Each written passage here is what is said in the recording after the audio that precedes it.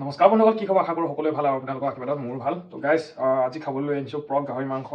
এইপিনে দিছে গাহৰি মাংস পিচ আৰু এইপিনে গাহৰি মাংস গ্ৰেভি, লাই শাকৰ সৈতে। তো আৰু আছে এইপিনে দিছে লাই শাক আৰু বুট পিঁয়াজ সৈতে ধুনীয়াকৈ চাটনি, লগত লৈছোঁ টেঙা।